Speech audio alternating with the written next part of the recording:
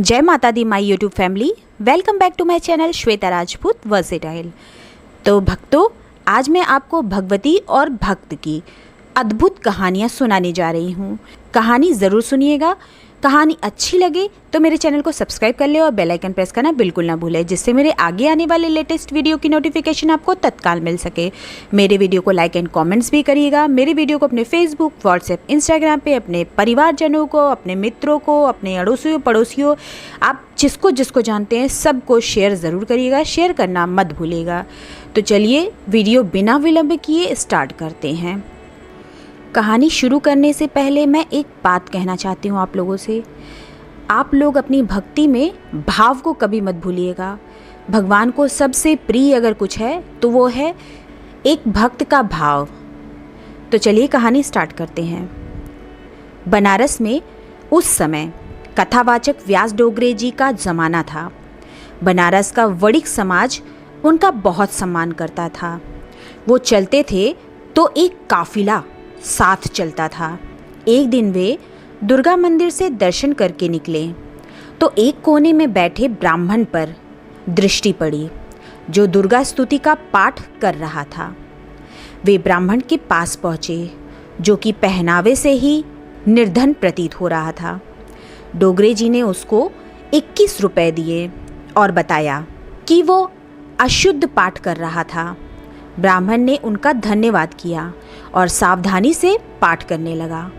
रात में डोगरे जी को जबर बुखार ने धर दबोचा। बनारस के सर्वोत्तम डॉक्टर के यहाँ पहुँच गए। भोर के 4:15 बजे ही उठकर डोगरे जी बैठ गए और तुरंत दुर्गा मंदिर जाने की इच्छा प्रकट की। एक छोटी मोटी सी भीड़ साथ लिए डोगरे जी मंदिर पहुँचे। वही ब्राह्मण अपने ठीहे पर बैठा पाठ कर रहा था। डोगरे जी को उसने प्रणाम किया और बताया कि वो अब उनके बताए मुताबिक पाठ कर रहा है। वृद्ध कथावाचक ने सिर इनकार में हिलाया और बोले, पंडित जी, आपको विधि बताना हमारी भूल थी। घर जाते ही तेज बुखार ने धर दबोचा। फिर रात को भगवती दुर्गा ने स्वप्न में दर्शन दिए। वे क्रुद्ध थीं। बोली कि तू अपने काम से काम रखा कर बस। मंदिर पर हमारा वो भक्त कितने प्रेम से पाठ कर रहा था। तू उसके दिमाग में शुद्ध पाठ का झंझट डाल आया। अब उसका भाव लुप्त हो गया और वो रुक रुक कर सावधानी पूर्वक पढ़ रहा है। जा और कह दे उसे कि जैसे पढ़ रहा था बस वैसे ही पढ़े। इतना कहते कहते डोगरे जी के आँख से आंसू बह निकले। रुधे हुए गले से वे बोले, महाराज, उम्र बीत गई पाठ करते, माँ की झलक न दिखी। कोई पुराना पुण्य जागा था कि आपके दर्शन हुए, जिसके लिए जगत जननी को आना पड़ा। आपको कुछ सिखाने की हमारी हैसियत नहीं है। आप जैसे पाठ करते हो करो। जब सामने पड़े आशीर्वाद का हाथ इस मुदांद बूढ़ के सर पर रख देना। जय माता दी। चलिए अब अगली कहानी सुनते हैं। कलयुग चल रहा है। आज के भक्त सच्ची भक्ति के बजाय लाभ की आशा लेकर पूजा पाठ करते हैं। कथा के दौरान संत ने बताई मानव प्रवृत्ति की ये रहस्यमयी बात। आजकल के भक्त छोटी सी भेंट के बदले बड़ा वरदान मांगते हैं। महाकुंभ में कथा श्रवण सत्संग के दौरान जो सुना आपको वो बता रही हूँ। एक व्यक्ति गंगा के किनारे जा रहा था। दैवयोग से सौभाग्यवश उसे नारद जी मिल गए। उस व्यक्ति ने नारद जी से पूछा, महाराज, ब्रह्मा, विष्णु, महेश, इन तीनों में से जल्दी कौन प्रसन्न होते हैं? नारद जी ने कहा, ब्रह्मा जी जल्दी प्रसन्न होते हैं। पृथ्वी पर ब्रह्मा जी के मंदिर कम ही हैं, इसलिए भक्त ब्रह्मा जी की आराधना करने पुष्कर चला गया। वहाँ जाकर उस भक्त ने 3 वर्ष कठिन तप किया, जिससे ब्रह्मा जी खुश होकर प्रकट हुए और उससे वरदान मांगने के लिए कहा। भक्त बोला, बस आपके दर्शन मिल गए, अब क्या मांगूं? प्रयागराज महाकुंभ में कथा सुनाते हुए संत महाराज व्यंगात्मक अंदाज में आगे बताते हैं कि इस पर ब्रह्मा जी बोले, तो क्या वो शंकर ही दे सकते हैं? क्या विष्णु ही दे सकते हैं? हम विधाता हैं, हमसे वर मांगो। तुमने 3 वर्ष मेरी तपस्या की है, सो वर भी 3 मांगो। भक्त कलयुगी थे। बोला, पहला वर मेरा मकान बन जाए, दूसरा वर मेरी शादी हो जाए, तीसरा वर कि जब मैं चाहूँ तब आपको बुलाकर 3 वरदान और मांग लूँ। ब्रह्मा जी ने कहा, तथास्तु। भक्त का मकान बन गया, शादी भी हो गई। एक रात्रि भक्त सो रहा था, वर्षा आई और मकान का सारा रंग धुल गया। ये देखते ही भक्त ने उसी समय ब्रह्मा जी को पुकारा। ब्रह्मा जी आए, बोले, क्या बात है? भक्त बोला, पहला वर ये दे दीजिए कि वर्षा बंद हो जाए, दूसरा वर ये दे दीजिए कि मेरे मकान पर कभी बारिश ना हो, और तीसरा वर ये दे दीजिए कि जब मैं चाहूँ 3 वर और आपसे मांग लूँ। ब्रह्मा जी ने सोचा, ये कैसा भक्त है।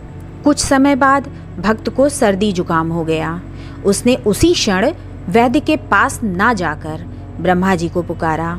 ब्रह्मा जी आए, बोले, क्या बात है? भक्त ने फिर मांगा, पहला वर ये दे दीजिए कि मेरी खांसी ठीक हो जाए, दूसरा वर ये दे दीजिए कि भविष्य में मुझे कोई शारीरिक कष्ट ना हो, तीसरा वर ये दे दीजिए कि मैं जब चाहूँ 3 वर फिर मांग लूँ। इस प्रकार भक्त छोटी मोटी बातों के लिए ब्रह्मा जी को बुलाने लगे। कथावाचक संत ने कथा के दौरान आगे बताया कि भक्त की आदत को देखते हुए उसके निवारण हेतु ब्रह्मा जी नारायण के पास पहुँचे और उनसे विनती की कि इस भक्त से मेरा पीछा छुड़ाइए। भगवान ने कहा, हे विधाता, इस कलयुग के भक्तों को वर देने से पहले ज़रा ठोक पीट कर देख लिया करो। ये 1.25 रुपया चढ़ाएंगे तो बदले में 1.25 लाख मांगेंगे। भगवान ने माँ सरस्वती को बुलाया और बोले, जाओ उस भक्त की जिह्वा पर बैठ जाओ। सरस्वती देवी जिह्वा पर बैठ गईं। इस बार भक्त ने पहला वरदान मांगा कि मुझे वैराग्य हो जाए, दूसरा वर ये मांगा कि मेरी भगवान के चरणों में प्रीति हो जाए, और तीसरा वरदान कि मेरी मुक्ति हो जाए। ब्रह्मा जी ने उसे मुक्ति देकर उसके द्वारा बार बार वरदान मांगने से अपना पीछा छुड़ाया। तो भक्तों, ये थी कहानी। अब चलिए अगली कहानी सुनते हैं। माता दुर्गा और एक कुम्हार की ये अत्यंत भावुक और प्रसिद्ध लोक कथा एक सच्चे भक्त की परीक्षा और माँ की ममता पर आधारित है। इस कहानी के अनुसार गांव में रहने वाला एक कुम्हार मिट्टी से देवी दुर्गा की मूर्तियां बनाता था और उन्हें बाजार में बेचकर अपना गुजारा करता था। वो अत्यंत गरीब था, लेकिन माँ दुर्गा का बहुत बड़ा भक्त था। वो जो कुछ भी कमाता उसमें खुश रहता। एक बार नवरात्रि के दौरान कुम्हार अपनी चाक पर मिट्टी को साफ कर रहा था। उसी समय उसका छोटा बच्चा खेलते खेलते वहां आ गया और मिट्टी पर लेट गया। कुम्हार भक्ति में लीन होकर आंखें बंद करके काम कर रहा था। उसे ध्यान ही नहीं रहा और अनजाने में उसके पैर के नीचे उसका अपना ही बच्चा कुचल गया। जब कुम्हार का ध्यान टूटा और उसने अपने मृत बच्चे को देखा तो वो फूट फूट कर रोने लगा। उसने माँ दुर्गा से शिकायत की कि वो तो दिन रात उनकी भक्ति करता है, फिर उसके साथ ऐसा कैसे हो सकता है। उसने विलाप करते हुए अपनी जान देने की सोची। तभी माँ दुर्गा एक छोटी कन्या के रूप में कुम्हार के सामने प्रकट हुई। उन्होंने कुम्हार से पूछा कि वो क्यों रो रहा है। कुम्हार ने अपनी पूरी व्यथा बताई। इस पर देवी ने उससे कहा कि जब वो अपने मन में लीन होकर चाक चला रहा था, तब उसने तो अपने हाथों से उसी चाक पर एक मिट्टी की मूर्ति बनाई थी, तो अब वो उस बच्चे को अपना कैसे मान रहा है।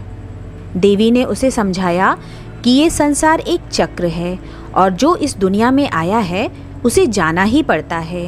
देवी ने उस कुम्हार को ज्ञान दिया कि सच्चे भक्त के मन में मोह और अहंकार नहीं होना चाहिए। इसके बाद माँ दुर्गा ने अपनी अलौकिक शक्ति से उस कुम्हार के मृत बच्चे को फिर से जीवित कर दिया कुम्हार की आंखों से अज्ञान का पर्दा हट गया और वो माँ के चरणों में नतमस्तक हो गया। तो ये थी कहानी। चलिए अब अगली कहानी सुनते हैं। देवी देवताओं के नाम से जुड़ी कथाएं काफ़ी प्रचलित हैं।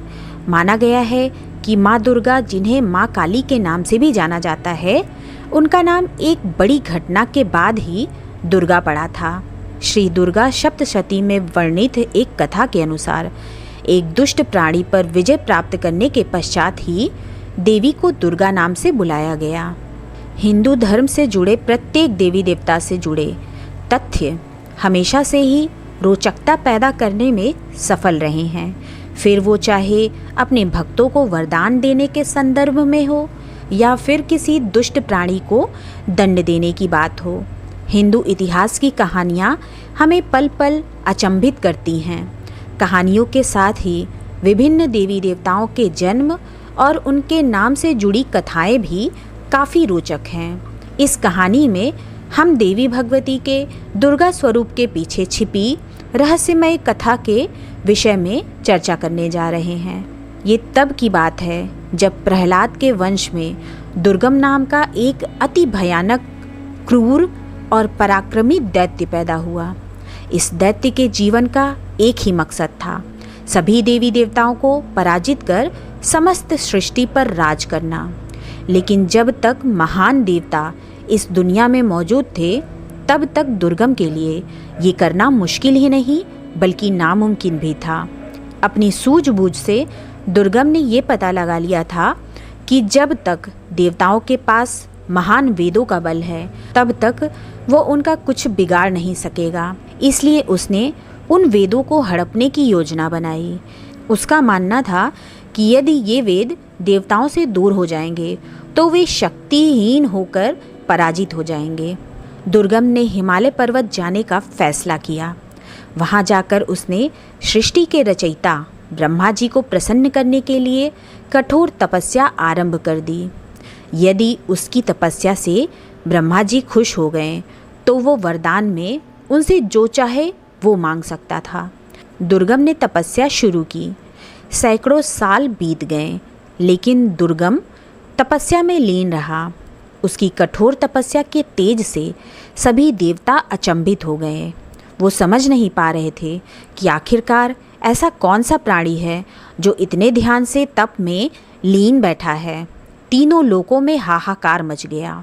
जहाँ एक तरफ सभी देवता दुर्गम के तप से हैरान हो रहे थे, वहीं दूसरी ओर ब्रह्मा जी ने उसे अपना दर्शन देने का निर्णय किया। वो तुरंत दुर्गम के सामने प्रकट हुए।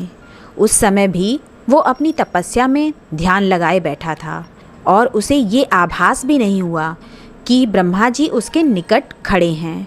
उसे समाधि में लीन देखकर ब्रह्मा जी बोले, वत्स, अपने नेत्र खोलो। मैं तुम्हारी तपस्या से अत्यंत प्रसन्न हूँ और तुम्हें मुँह मांगा वरदान देने आया हूँ। मांगो, तुम्हें क्या चाहिए। भगवान ब्रह्मा के वचन सुन दुर्गम ने अपने नेत्र खोले। ब्रह्मा जी को अपने सामने देख उसकी खुशी का ठिकाना न रहा। उसे लगा कि अब उसकी मनोकामना अवश्य पूर्ण होगी। वो बोला, हे पितामह, यदि आप मेरे इस कठोर तप से प्रसन्न हैं तो मुझे सभी वेद देने की कृपा कीजिए। सब वेद मेरे अधिकार में हो जाएं। वेदों के साथ ही मुझे ऐसा अतुल्य बल प्रदान कीजिए जिससे कि देवता, मनुष्य, गंधर्व, यक्ष, नाग कोई भी मुझे पराजित न कर सके। दुर्गम की प्रार्थना सुनते ही ब्रह्मा जी ने तथास्तु कहा और वहाँ से ब्रह्मलोक लौट गए। ब्रह्मा जी द्वारा दुर्गम को वरदान देते ही देवता, ऋषि मुनि सारे वेदों को भूल गए। इतना ही नहीं, सभी स्नान, संध्या, हवन, श्राद्ध, यज्ञ एवं जप आदि वैदिक क्रियाएं नष्ट हो गईं। सारे भूमंडल पर भीषण हाहाकार मच गया। वातावरण ने भी अपना प्रकोप दिखाना आरंभ कर दिया। वर्षा बंद हो गई और पृथ्वी पर चारों ओर अकाल पड़ गया। ये देख सभी देवता अत्यंत दुखी हो गए। केवल यही उनकी चिंता का कारण नहीं था, बल्कि शक्तिहीन हो जाने की वजह से वो दैत्यों से भी पराजित हो गए। अब हर जगह दैत्यों का राज था और देवता परेशान थे। अपनी परेशानी का हल उन्हें मिल ही नहीं रहा था। तभी उन्होंने देवी से इस कठिनाई का समाधान मांगा। हिमालय पर उन्हें भगवती माता के साक्षात दर्शन हुए। अपने हालात से परेशान देवताओं ने माता भगवती से मदद मांगी। तब देवी ने उन्हें ये भरोसा दिया कि वे किसी भी प्रकार से सभी वेदों को दुर्गम से वापस लाएंगी और देवताओं को सौंपेंगी, जिसके फलस्वरूप उन्हें उनकी शक्तियाँ वापस मिलेंगी। ये कहकर देवी दुर्गम को पराजित करने के लिए हिमालय से निकल पड़ी। दुर्गम को पहले ही देवी के आने की खबर मिल गई थी, जिसके बाद उसने दैत्यों की एक विशाल सेना खड़ी कर ली। देवी के साथ देवों की सेना थी, लेकिन फिर भी दैत्यों की सेना को नष्ट करना कठिन था। वहां पहुंचकर देव सेना और दैत्य सेना में भयंकर युद्ध आरंभ हो गया। दोनों ओर से भीषण शक्तियों का प्रयोग होने लगा, लेकिन देवों के ऊपर दैत्यों की सेना भारी पड़ रही थी, जिसका कारण था दुर्गम को ब्रह्मा जी द्वारा मिला हुआ वरदान। इस वरदान के अनुसार देवता उसे किसी प्रकार से भी पराजित नहीं कर सकते थे, इसलिए उस पर हो रहे वार का कोई असर नहीं हो रहा था। तब माँ भगवती ने अपने अंश से 8 देवियों का निर्माण किया। ये 8 देवियाँ थीं कालिका, तारिणी, बगला, मातंगी, छिन्नमस्ता, तुलजा, कामाक्षी, भैरवी आदि। इन देवियों ने माता भगवती की तरह ही अपार शक्तियाँ थीं, जिनसे वो दैत्यों से युद्ध करने की क्षमता रखती थीं। इन सभी देवियों को आज भी कलयुग में माना जाता है।